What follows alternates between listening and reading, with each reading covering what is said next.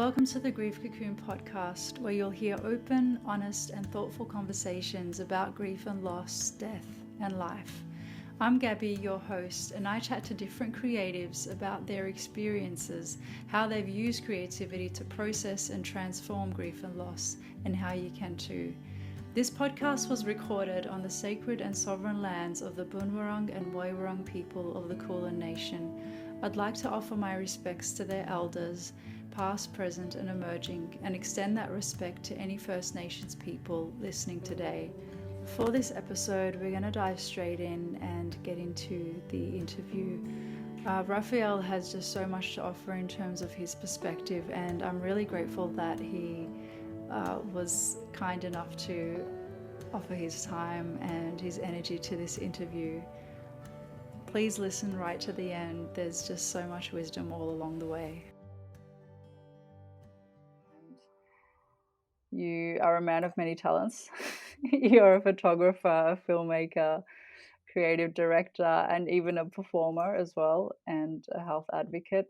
So, and actually recently you just recorded also an album. So you can add rapper to that list. But yeah, I was interested, I guess, in how you grew up. So you spent a lot of time in and out of hospitals, and I would guess you had a different relationship to life and mortality than most children. So I was just wondering if you could tell me a bit about how you grew up and your early relationship to mortality.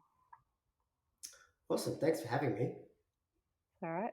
I guess, as I was saying, growing up and being told from a very young age that, you have a life-threatening condition, the life expectancy from when I was born was probably 19.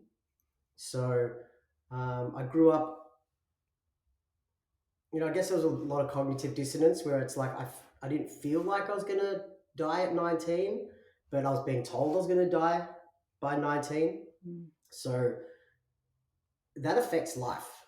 Everything that you do living, if you think you're going to, well, even if we all understood we're actually going to die, which we are, we're all going to die.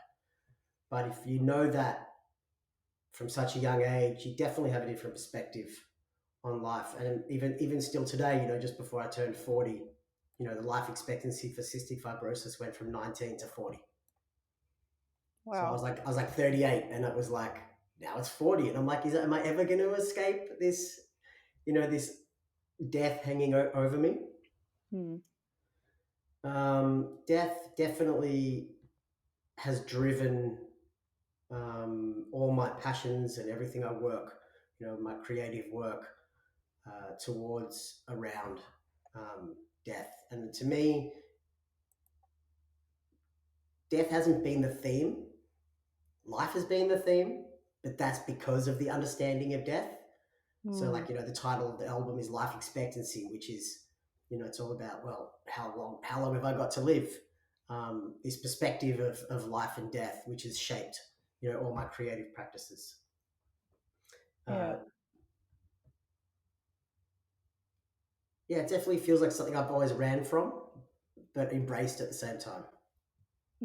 So it's a bit of a kind of a dichotomy, I guess they would say. Like it's there's you see both sides of the, I guess, human experience, and those, the fact that you're alive, but that also there's this sort of life expectancy. It kind of gives you like a heightened awareness of the, I guess, limitations of being human, and also having cystic fibrosis, I guess. And I guess I want to dig deeper into like how that your awareness, like your heightened awareness, has actually affected how you live, and your perspective on life. Like how has it played out in terms of your approach to life? Yeah, it's definitely played out in like a positive way. It's never really been a negative way. I mean, being in hospitals very young, from a very young age, I was faced with death because kids, back then it was CF was called the children's disease, because kids just wouldn't live past childhood. Mm. So You know, I was 5 or 6, 7 people a year were dying. You know, that I knew, kids.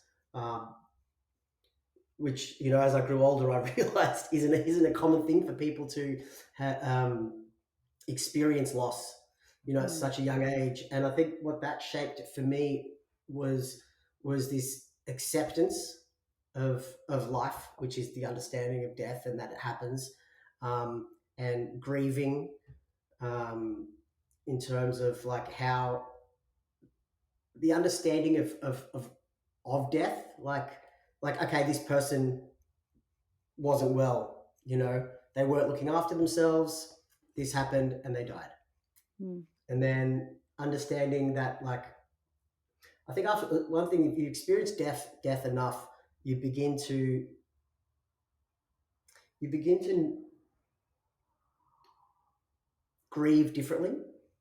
Like a lot of people, as I grew up, who would lose someone for the first time, it was very much about their loss, themselves, like how they dealt with it. It was about them Mm. losing that person. But as you experience death enough, you realize that it's not about you at all.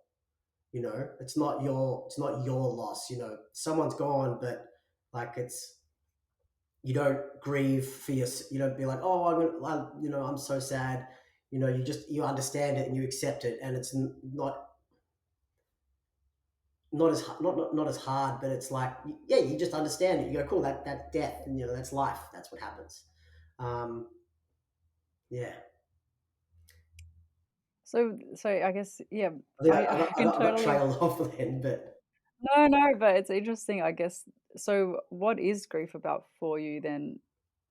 Because I think, yeah, naturally a lot of people, I don't know whether it's, yeah, maybe when they've lost someone when they're older, but yeah, you feel sorry for yourself that you no longer have that person in your life, or you feel like sometimes people think, oh, that I've been left behind, mm, things like that. So what then do you see as grief being about, or the loss?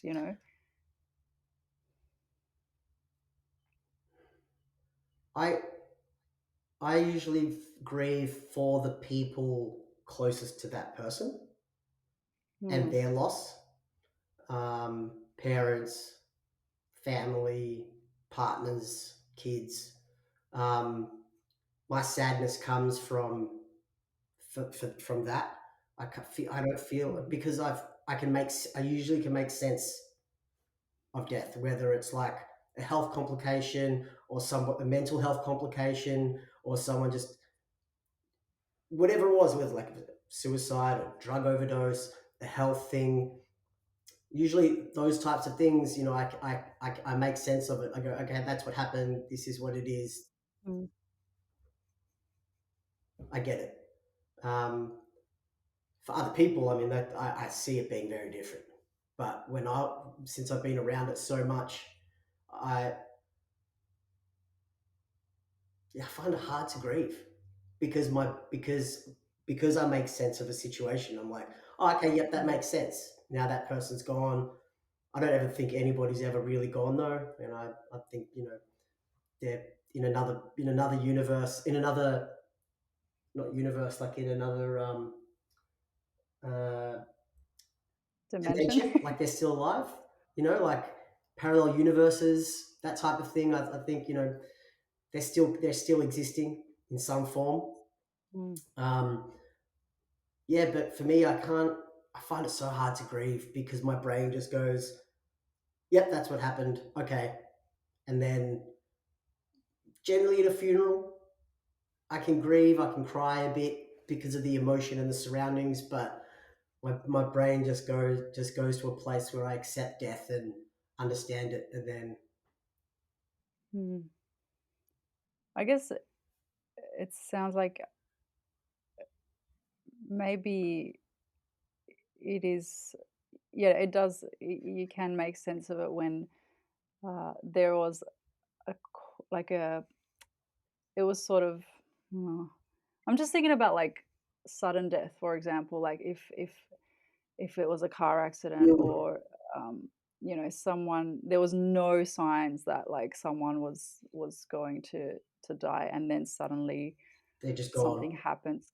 Yeah, and I guess making sense of it. Yeah, for some it's really hard to do when it's sudden.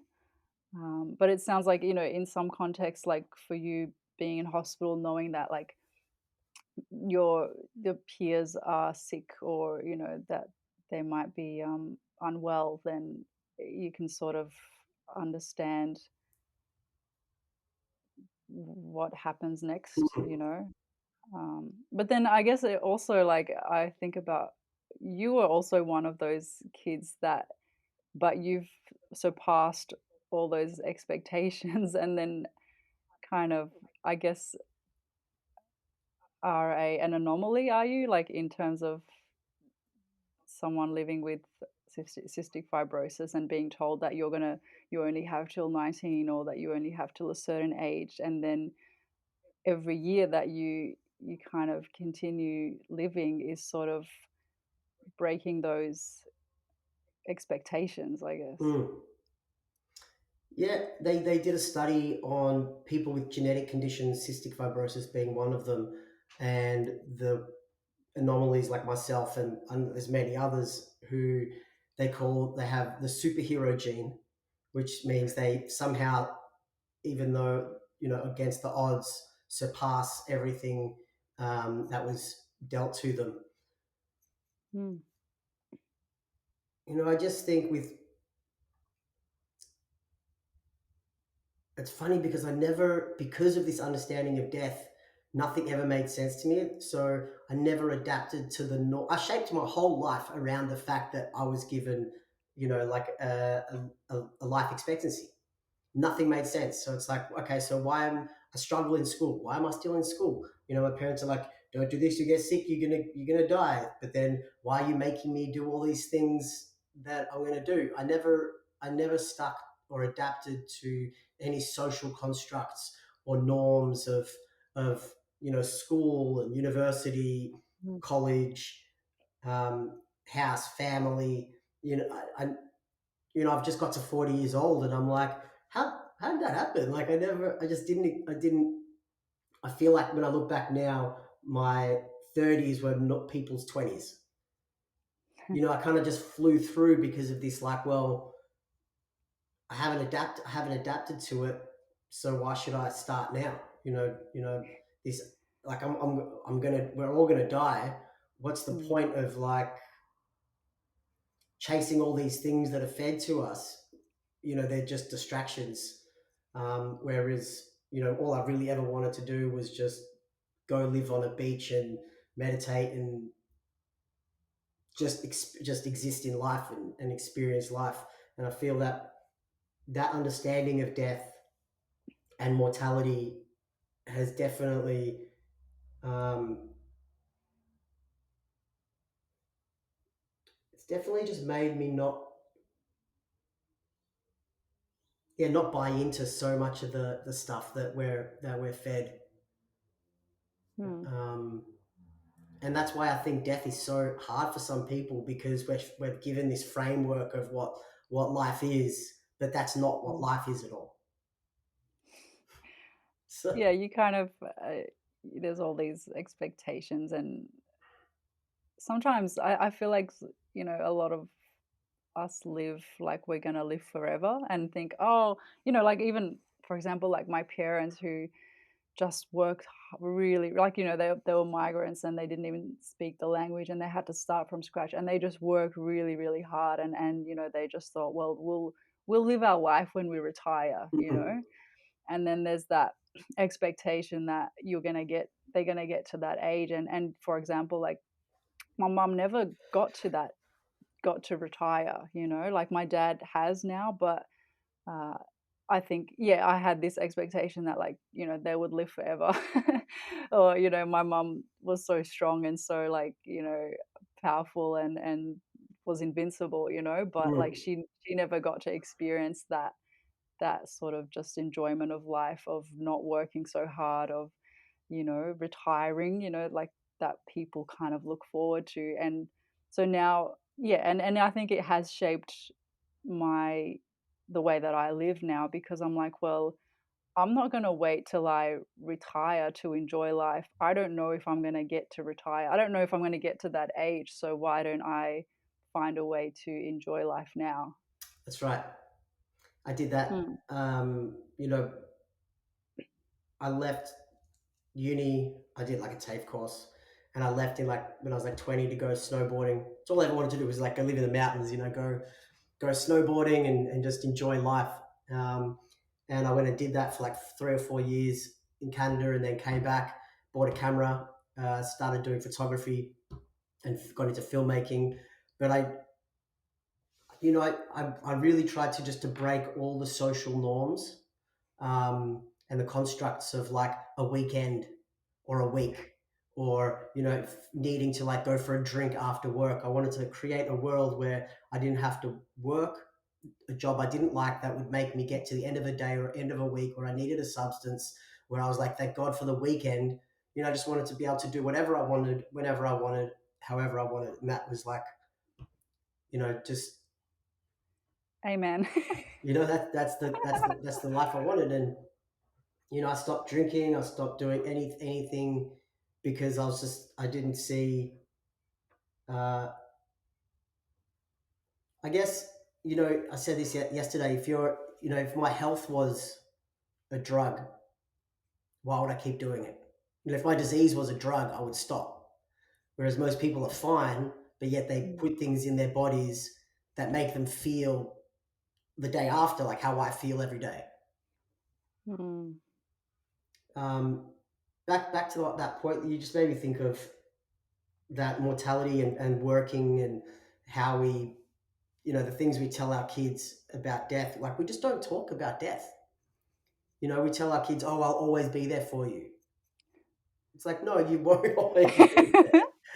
If we Yeah. start telling our kids from a young age that, I'm not always going to be here, Mm. you know, that's like, we just lie. There's so many lies that we're just told Yeah. about life, that no wonder that when you get to a certain age and you lose your parent, or, you lose a friend at like 15, 16, 20, that you don't know how to deal with it. Yeah. We're And not talked, it's not talked about. yeah, and I think, related to that point, like, I think a lot of people, or maybe even parents, don't don't think their children, might be able to understand. Like, they might not actually give their children enough credit to actually get that concept of, life being kind of not endless, but, like, that there's going to be an end to Mm. this physical body that you're in, and that one day, I might not be here, or you might not be here. And a lot of times, I think, especially with children, people try, and even when someone dies, like, they kind of maybe might, like, say something that isn't really telling them that person died, but they might, like, some people might say, "Oh, they're sleeping," or "They've gone to heaven," or but The which dog's gone to a farm. yeah, like, so again, kind of covering up the actual truth, and maybe to think that they're protecting the child. But I guess, in your case, like, you were that child who, you know, that your parents, I guess, couldn't really shield you from the fact that, uh, people that life is not, that there is a limit to life, or that at some point, we will die. So what do you think, like, as a child, did you fully how did you understand that, reality? Do you think you actually understood that, like, once someone is gone, I guess now you might you have beliefs about, like, the afterlife, what happens, but as a child, when people, your peers, for example, like, became friends with someone, or you knew someone, and then they weren't around anymore, like, how did you understand that reality? Hmm. That was reality. That's You saw it. You saw someone your own age really sick, and then they were gone. Mm. You know, um, I was just told like, oh, Travis passed away last night, or Mm. um, Susan passed away last night or yesterday, and it was a close community. Back then we were all sharing a bedroom. There was like 6 of us in a hospital room. Now everybody's kept separate because of Mm. cross contamination and stuff. But um, my first experience of someone dying was like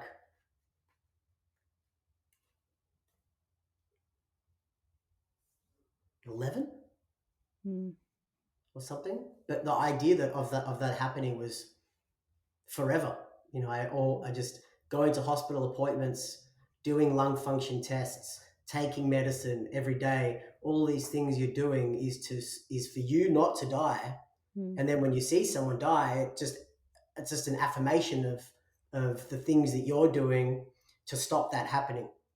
So Mm. just seeing that was like, oh, that's my reality. It's not even just somebody I know dying from something. It's like something that they're dying from that I have the same of. Mm. Yeah. So it's like, well, that's another one down. Yeah. So it's kind of impossible to separate what other people are, those kids around you experience, and what you is possible for you as well. Because like I think Mm, sometimes we hear about like a friend's relative, or a friend of a mm. friend, their parent died, and you think, oh, that's sad for them, but not necessarily thinking like that can happen to me.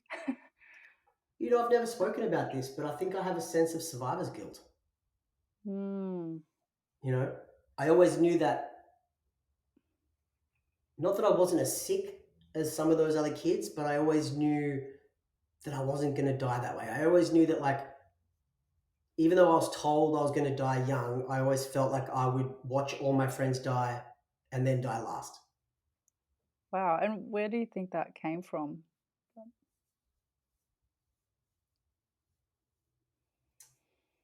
Just think it's that irony in my life. I feel like there's so much irony in my life. I felt that everything I ever worked towards or told or tried would always somehow, there was an ironic twist to it. Um,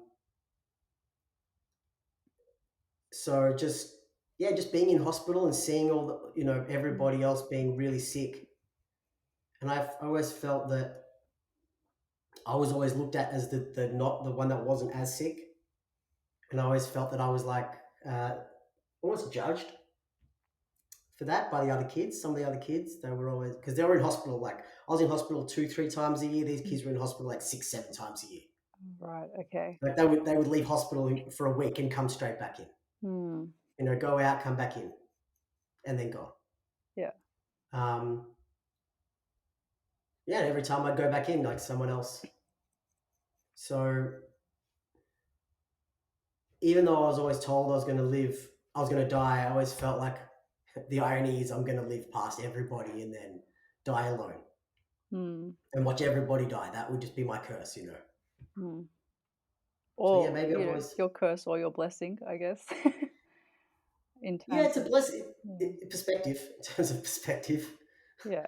Because I guess you do so many, you can do so many things with that life that I guess others didn't get a chance to because they had they died earlier, or Mm, and it sounds like because of your awareness of the fact that like you are alive, and that that death can happen at any time, like you really are trying to make the most of it. mm. And I think that kind of maybe is can inspire a lot of other people as well, who don't have that reality, but actually can see that life is precious, and that you really I guess you had no choice but to actually appreciate life in a way, because you knew that you saw other people around you who do you think so how have you found a way to deal with that survivor's guilt, or is your way just kind of actually making the most of the time that you have now? I'd like to hope I'm making the most of my time. I Mm. always feel like I could be doing more, but I think that's just Yeah. human nature. The whole idea of the album Life Expectancy was, um, I'll take it back for a second. There was a guy that came out with a book, um, and he started a community called We're All Gonna Die, which was so funny because my friends who I've always spoken to and have known me for so long, um, I always feel like people don't really they forget how much I struggle with life Mm. just because of the way I live life. And then they forget how much I actually struggle. And I'm overseen and they're like, oh, you're fine, you're normal. And then someone comes out with something like, we're all going to die. And they're like, oh my God, this perspective is amazing. And I'm like, this is what I live. Like, Yeah. this is my life, Um, so which is funny because, I started writing life expectancy before I even heard about that. But the idea of life expectancy was a way for me to live forever. Because of this concept of mortality and death, knowing about death and that I'm going to die and that we're all going to die, I wanted to make something that would outlive me. Mm. So that was like the whole drive behind the project was to, yeah, to live forever, and exist further than I would. And why is that important to you?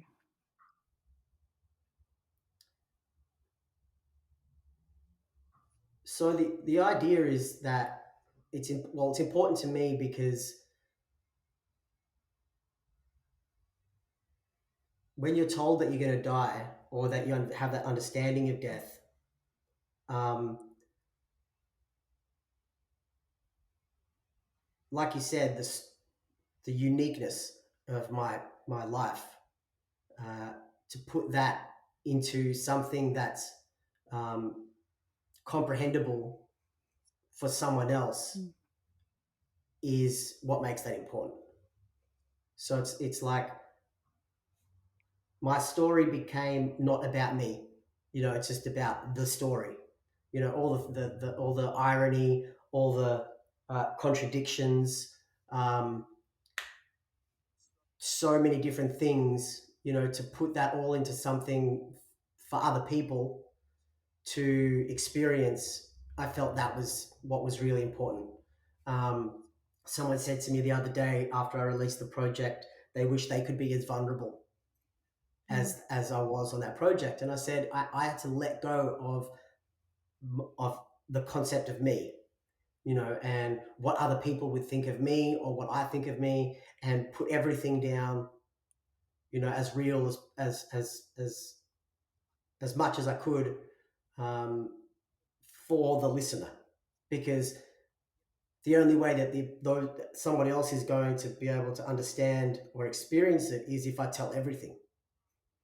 And so that's important. So that's important to me to put that for people who have experienced other things way after I'm gone. Mm. And because I know you normally use photography and film as well to, I guess, make art. Like, why? I Mhm. was interested in, I guess, asking why you chose to use music and lyrics and rap to express, I guess, your life rather than what you normally use in your arts practice. Well, it's funny because the first thing when I first started thinking of the project, it was a visual project. Okay. So when I first thought of, I'm going to do an album, I was already thinking of visuals, the visual narrative that goes with that project. So it's like I saw it in a visual. Mm. Even though I put it down musically, it's a visual thing. I'm telling a story. So the same way I tell other people's stories through film and photography, I told mine to still paint a picture. And I wanted to turn it into a short film. And that, I guess, even I always did music. So like music was, I'll show you something. Hold on.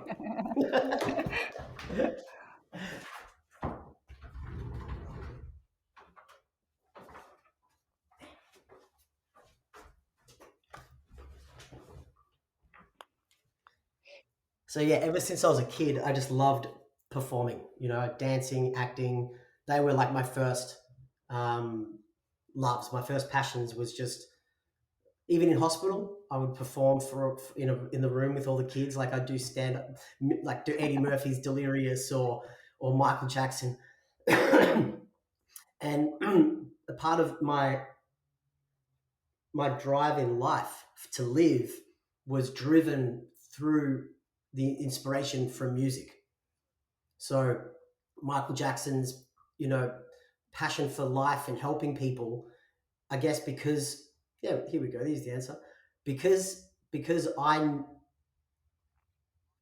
I had been told how sick I was. I think understanding death and everything that I'd been told made me stronger to then help other people.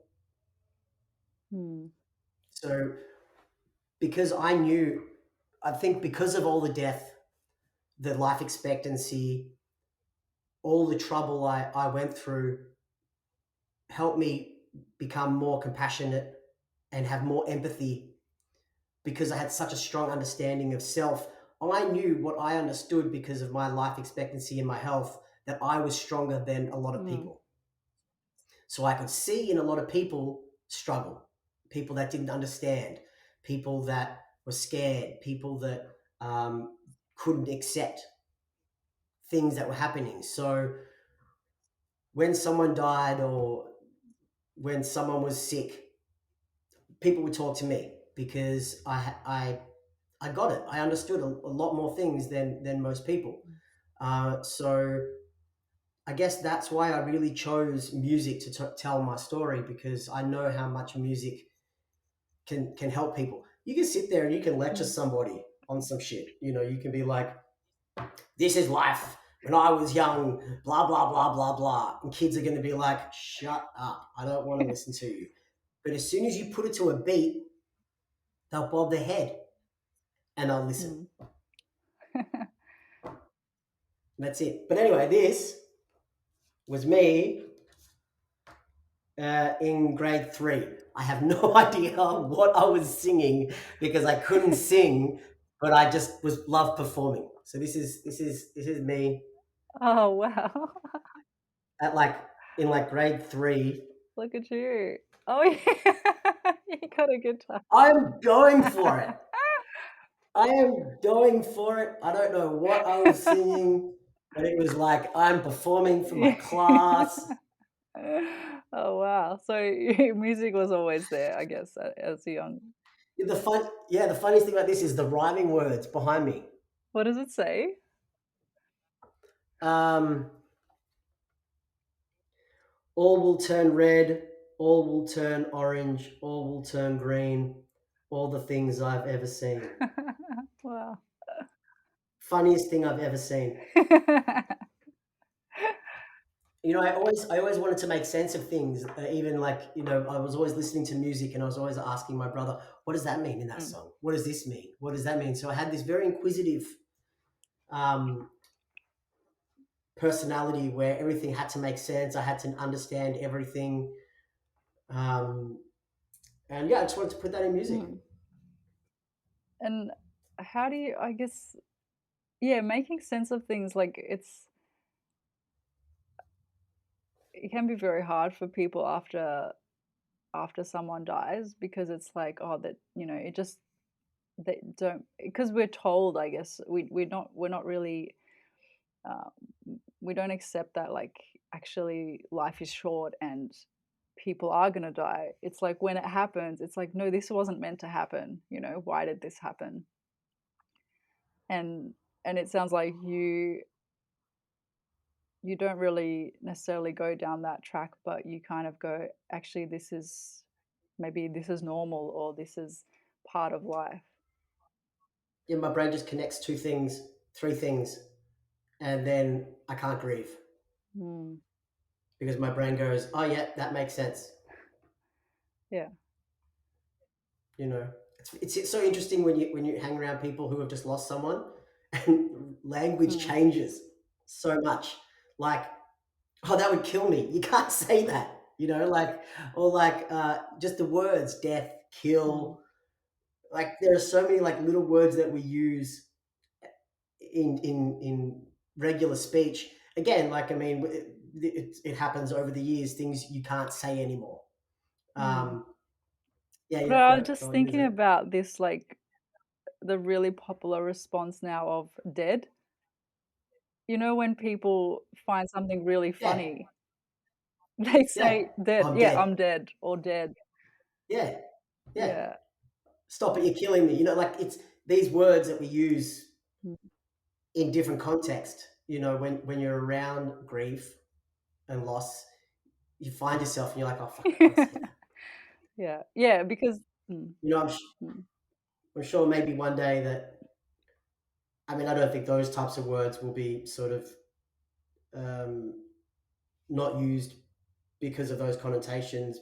But in circumstances, though, you do have to be careful of words. yeah. And yeah, so it's interesting, I guess, that like the the way that people use references to death and to death, like in everyday language, as a response to something funny, or to say that someone's done really well, like you're killing it, like that sort of thing. It's interesting how like people are comfortable using those terms as a part of sort of popular culture, but then we're still unable to accept the reality of what that if it actually happened, like it wouldn't be funny anymore, like it wouldn't be the response that That's right. Yeah, you would use. So it's like the word gay.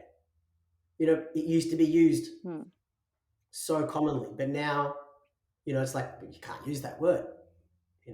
Don't use the G word, hmm, and that's understandable. It's respectable. But again, I just think death is one of those words. But I don't think it'll ever be like like those words. But definitely will. You got to watch yourself in certain situations, and it's happened to me so many times where I've been around grief, people who have just lost someone, and you go, wow, we use these words a lot, but we don't even hmm, understand the weight of them. hmm, yeah. People aren't, and it's funny. We watch so many movies where people just get shot and die, or Hmm. murdered and death, but yet we're not taught to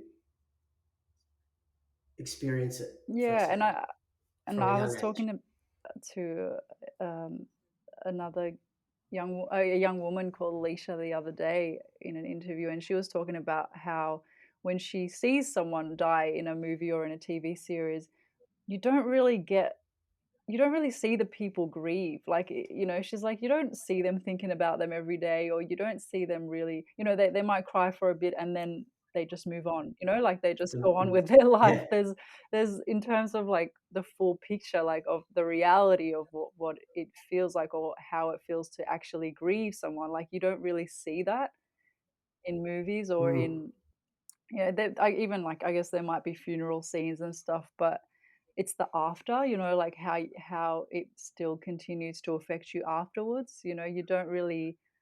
I don't think we really get the real picture of that. Um, Mm. and yeah, so it's interesting. Like we sort of get desensitized to seeing it in media, like on the news every day.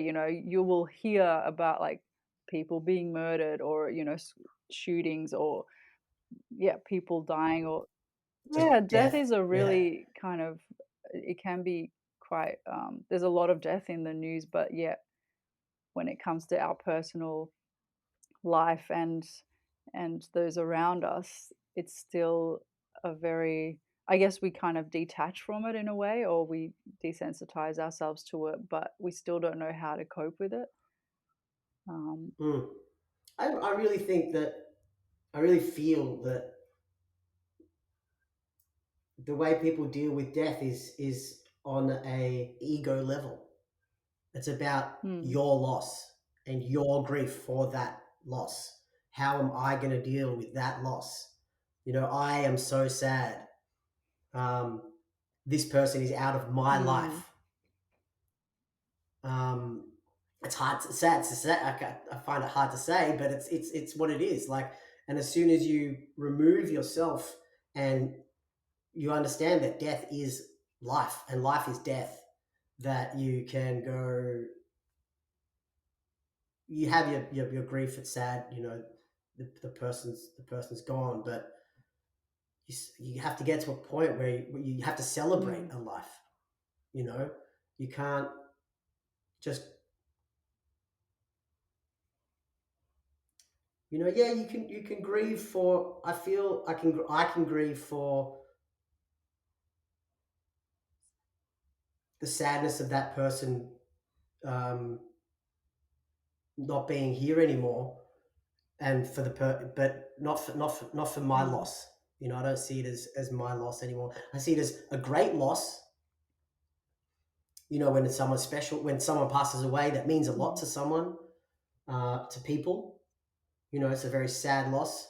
When Michael Jackson died, I said it on the news. I said, you know, he died when the media put all those allegations against him. That was the death of Michael Jackson. That was his decline. It was sadder to see him live with that over his head than when he left this earth and was free. mm, You know, that was his release. That was like, I was so actually relieved, for him to finally let go of all that that's existing for those 10 years or whatever it was, 20 years, 10, 15 years. You know, that was a slow mm, death, mm, you know. I really celebrated, and that was his rebirth, I should say. When he died, for a moment, everyone forgot about everything. So Channel 9, Channel 7 both phoned me. Channel 7 phoned me first on the morning he passed away. And they were like, "Hi, this is blah, blah, blah from Channel 7." I was like, "Why are you calling me at 7 in the morning?" And they're like, "Oh, we just want to tell you that Michael Jackson's passed away. I'll just give you a minute. I know this must be hard." And I said, I'm, I'm, I'm okay. Thanks. They're like, "Can we do an interview today?" I was like, "No, see you," and hung up the phone.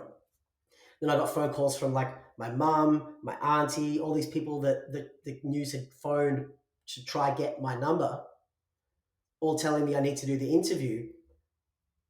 And I was like, "Fine, I'll do the interview." So Channel 7, Channel 9 came to my house.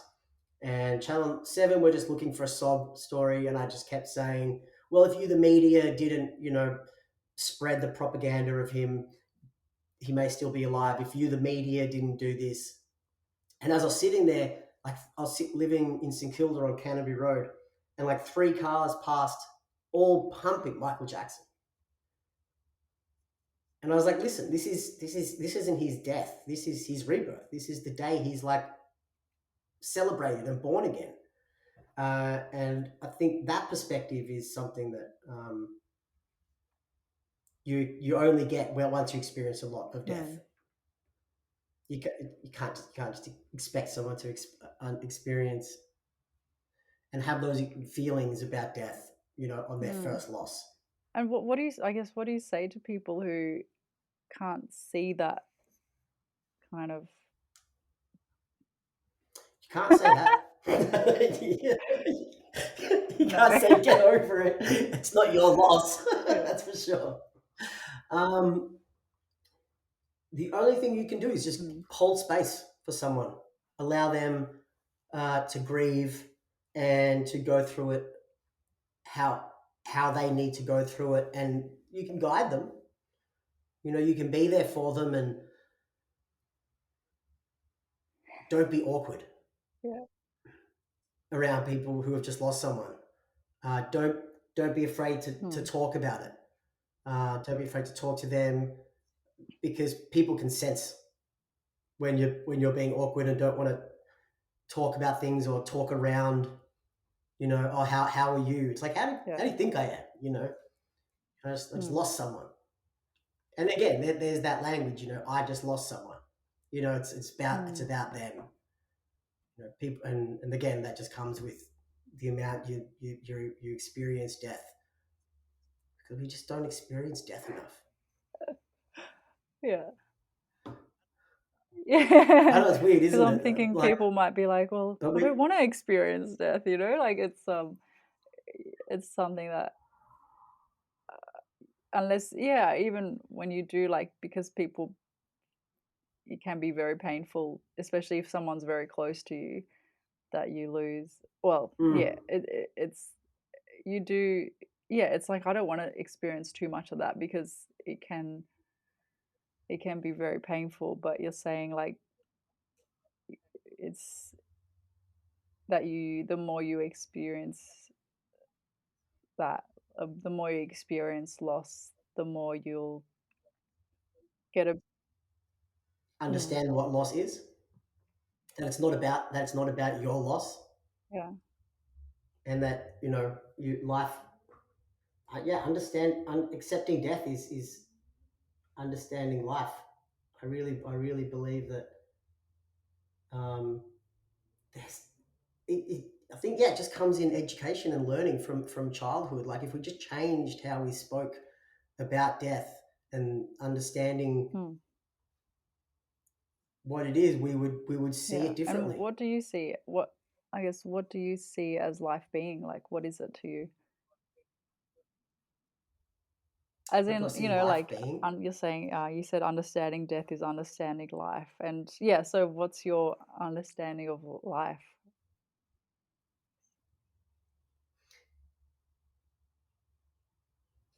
That we're all going to die. And then you're and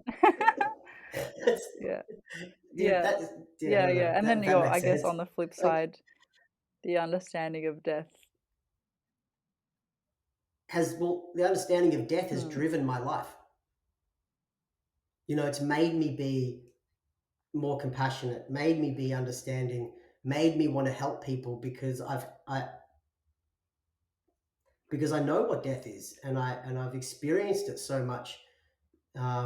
It's helped me become a more compassionate storyteller. It helped me, help people tell their stories, because I can see what people want to do, but they don't know sometimes how to do it. And if we all, I was talking to a guy yesterday from Brunswick Daily, and he said he wrote a list on, if I knew I was going to die, what would I do? And then he wrote this list, and he was like, hold on, I know I'm going to die.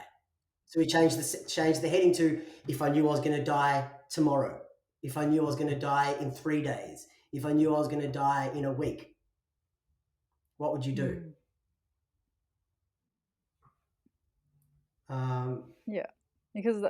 Because it's not, it's not a theory that you're gonna die. It's actually real. It's fact. So and on one hand, I feel like I've wasted a lot of my life knowing that I'm going to die. So I guess there's a contradiction, because I've always just been like, oh, well, what's the point of doing that? I know I'm going to die. Well, what's the point in doing that? I know I'm going to die. What's the point of pursuing this? I'm just going to die. Why work my whole life and do this and chase this just to die? Like, it seems like a bit of a waste. Work like your parents working their whole life just to get to the end and be like, oh, I can experience life now, but I'm like 70 years old. So on one hand, I really feel that the knowledge has given me a greater understanding, but it's also kind of held me back. And do you, because I kind of, do you think that that kind of awareness of the fact that, you know, we're all going to die and it can happen at any time. Do you feel like, because you're saying, I kind of relate to what you're saying, because I think after a loss, those what matters really stands out, and then you're just Mm. like 90, you know, thinking 90% of the stuff I used to stress about, like, it's actually pointless, you know, it doesn't matter, you know. Nothing matters. Yeah, but then Nothing matters. We yeah. put so much emphasis on stuff that just doesn't Yeah, matter. but then I think over time, sometimes like you start forgetting, that awareness can sort of diminish. Yeah, we have. And so I'm just thinking, like, how do you feel like you need to sort of keep reminding yourself of that, or how do you kind of, yeah, keep that at the forefront, you know? Complacency is huge. Mm, You know, and that's what I feel like drug addiction, alcoholism, um, extreme sportsism, um, doing things that bring you close to that point to remind you. You know, people who do their ayahuasca retreats. You know, how many times in your life do you need to go do an ayahuasca retreat to put you on the right path?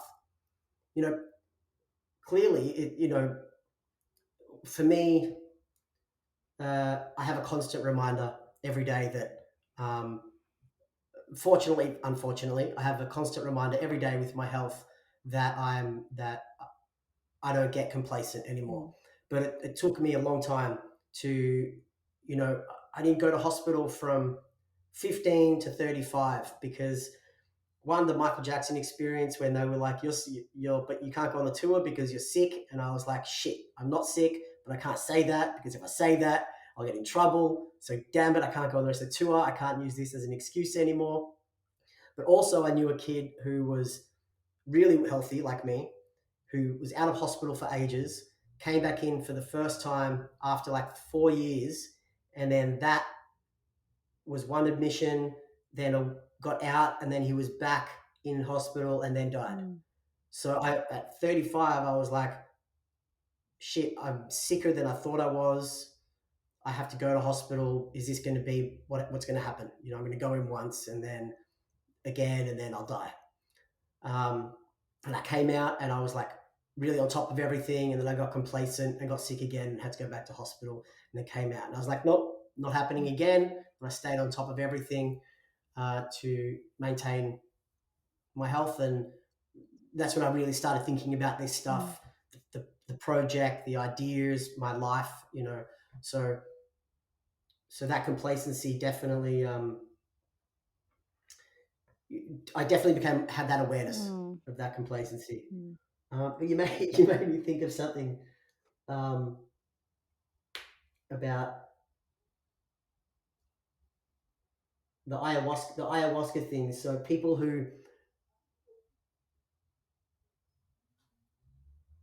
people don't have purpose.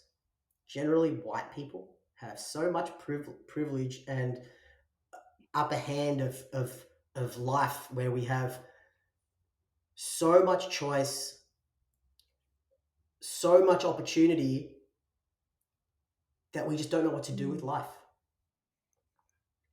And that's why we need to fill ourselves with all these things constantly to bring us to the edge, to remind us of the edge, and then we come back and slowly just forget about it, and then we need to go do it again to bring us to that edge and make us feel something, and then come back again, and then again. It's like you should only have to do an ayahuasca trip once, and then mm, But people definitely haven't experienced life. They haven't experienced loss. They haven't,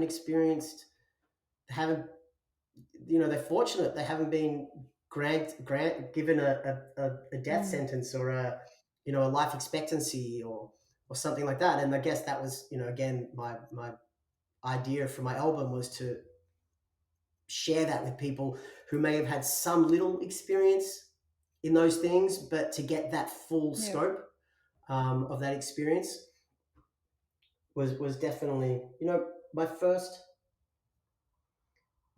visual folio was titled Freedom to Me, and it was 7 frames, and in each frame was 3 images, and it went from like really dark with just little bits of light in the first 3 to the second 3 being bigger windows to a bit more light to the third one being outside somewhat but still encaged.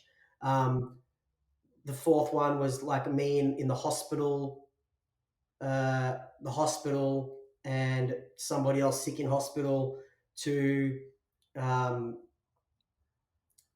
3 of like my medications, my things I use for medicine and something else. And then the last couple were like, you know, snowboarding and open road, skateboarding, all the things that, you know, like I found my freedom in. So it was like a journey of, you know, all the things that constraint to what freedom is. And, you know, again, it's just, you know, everything has always been around that same theme.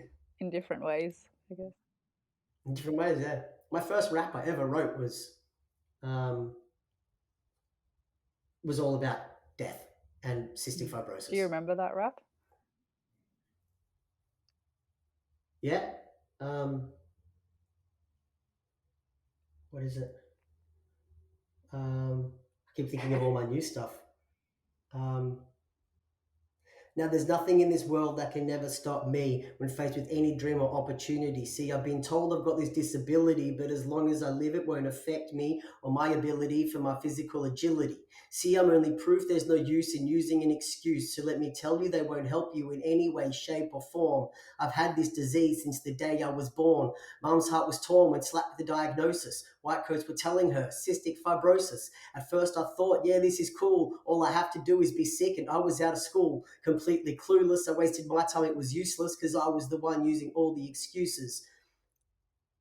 Something about life in itself. My views may differ to somebody else. Thoughts may be tainted by the pain and the way that I felt. I even tried swapping all the cards I was dealt, knowing damn well that some things are impossible, like answering a question rhetorical. Optional thoughts and optional views with an optional mind that's set to let loose. There's no time to lose or waste time dissing crews. I've chosen my position and I'm never going to move. Hey!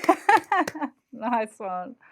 Oh, wow. So those topics I was talking about, I was 14. Oh, wow. No one was rapping that conscious in, you know, I mean, obviously like Tupac or someone like that, but, you know, like, I think I said that at a battle in one day, and that Mantra was hosting in like the early 2000s, and he was like, that's the most realist rap I've ever heard. And, you know, again, in the music industry scene here, everybody's always just emulating something, and there never used to be real genuine storytelling. Yeah.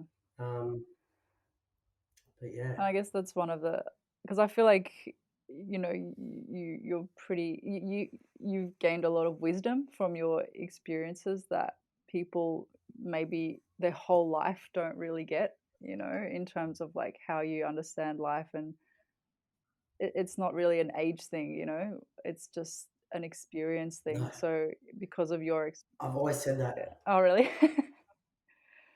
Yeah. Yeah.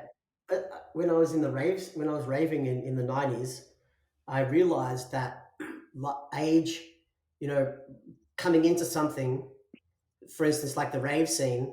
So like there could be a 16-year-old kid in a rave who's been raving since, like an 18-year-old kid in the raves, raving since he was 13. A 40-year-old man can walk into that rave who's never been in a rave before. That 18-year-old kid is older than that 40-year-old. Yeah. Because of experience.